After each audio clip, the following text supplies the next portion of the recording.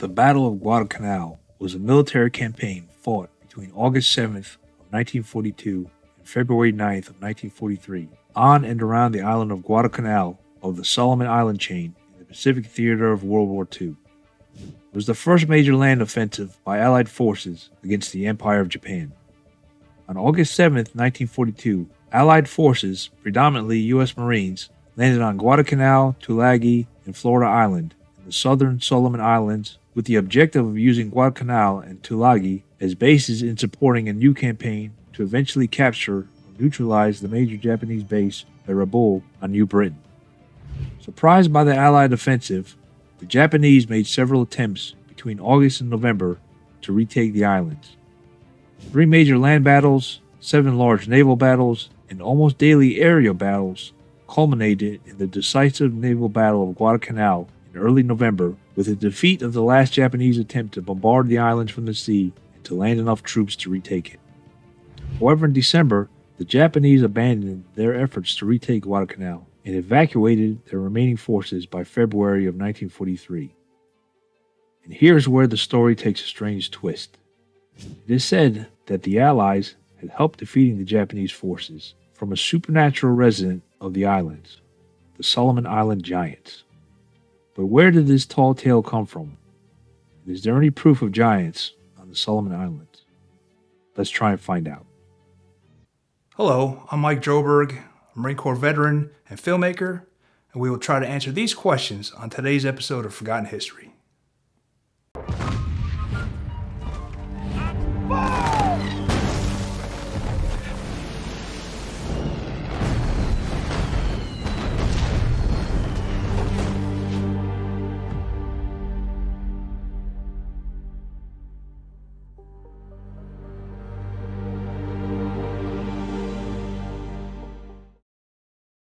The Solomon Islands is a sovereign state in Oceania, east of Papua New Guinea, consisting of nearly 1,000 islands.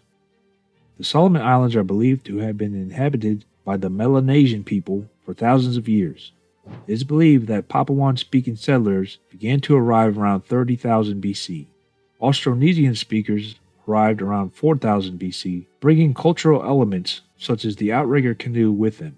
Then it was between 1200 and 800 BC that the ancestors of the Polynesians, the Lapita people, arrived from the Bismarck archipelago with their characteristic ceramics. 120 indigenous languages are spoken in the Solomons. The people of the Solomon Islands often warred with one another over resources and were infamous for headhunting and cannibalism before the arrival of the Europeans. The first European to visit the islands was the Spanish navigator Alvaro de Mandana de Niera, coming from Peru in 1568, and he named the island chain La Islas Salomon. There were particular inhabitants Mandana had not expected to find in the dense jungles of the Solomon Islands. Sightings of gigantic bipedal apes were reported to him by the natives.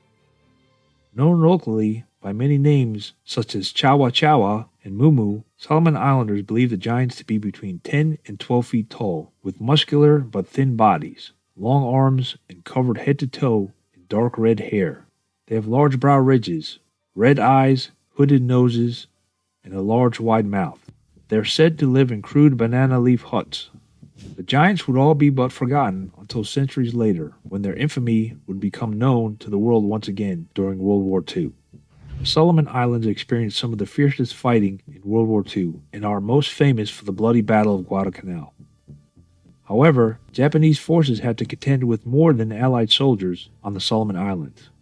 While traversing the island's numerous remote, thick rainforests, the soldiers often reported coming across giant, hairy hominids ranging from 10 to 15 feet in height and covered in long brown to reddish-brown hair.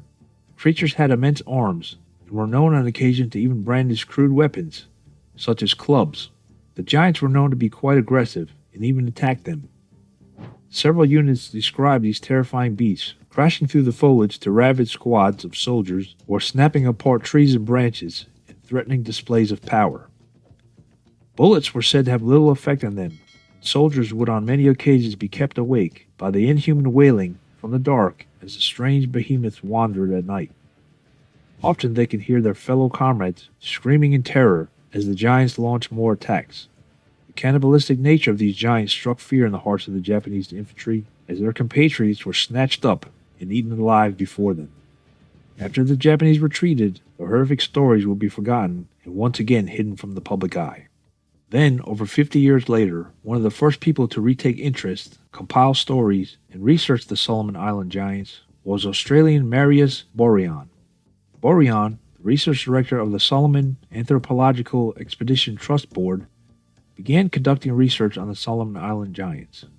Borean, who lived and worked in the Solomons as a helicopter pilot and engineer, ended up marrying a Solomon Islander.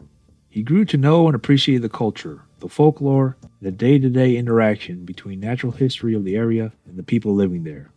Before long, he began hearing stories about the giants and decided to write about it. In his book, Solomon Island Mysteries, Adventures Unlimited Press 2010, Borean first chronicles the information he was gathering from the natives of the Solomon. He came to know that there were giants on the islands, ones that were large, over 10 feet tall, with evidence that suggests that the giants do grow much taller than that. These Solomon Island giants have very long black, brown, or reddish hair, protruding double eyebrows, bulging red eyeballs, flat noses, and a wide gaping mouth. Their facial features are consistent. The Solomon Islanders are lacking the understanding that their giant race would be a big scientific discovery to the rest of the world. Whether by design or not, it is appropriate that the Solomon Islands' national logo is the place that time forgot, Borean points out. Borean has collected first-hand accounts of the sightings of giants, said to be over 15 feet tall and which leave footprints around construction sites. There are even kidnapping stories. Here's one he shared. The Guadalcanal people, and many others, all know the story of Mango, who passed away 2 years ago. She had been kidnapped by giants 50 years ago and spent 25 odd years with them. And like them all, they had given her up for dead until she was found pregnant, hysterically frothing from the mouth, in a garden on the northeast coast. The giant had taken her as a wife. When the men realized who she was, they tried to capture her. But because her skin was as slimy as an eel, they found it difficult holding her. One of the men got an ingenious idea and got some particularly rough-sided leaves, which they used to hold her down and tie her up with a vine. Understandably, she was mentally unstable for the remainder of her life. But through her pregnancy, she gave birth to a half-giant boy. The boy lived to the age of 5 when one of Mango's brothers killed him. Another one of the most intriguing sightings was on Guadalcanal Island in 1988. Some construction workers were using a bulldozer and it broke down.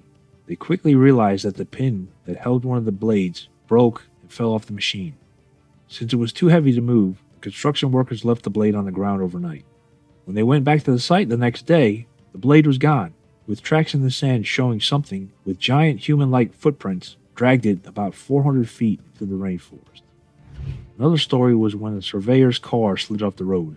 The surveyor then went back to the gas station 2 kilometers away, and when they came back, the car was back on the road with 2 red-haired animals next to it. When they got closer, the red-haired creatures stood up.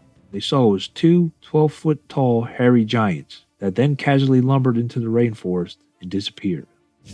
These stories indeed do sound far-fetched. However, throughout history, in multiple cultures worldwide, stories of giants have been passed down through sacred texts and oral traditions. The legends of the Solomon Island giants are no different and persist as a captivating mystery that is whispered across generations. As tales intertwine with reality, these stories stand as a testament to the depth of human imagination and the rich tapestry of folklore that continues to weave its way through the cultures of the world. Whether rooted in fact or embellished by time, the fascination with these towering creatures continues to spark curiosity and wonder, inviting us to delve deeper into the realms where myth and reality converge. So what are your thoughts on the Solomon Island giants? Thank you for watching Forgotten History. Please like, share, and subscribe. If you have any comments or show ideas, we'd love to hear from you. Thanks again.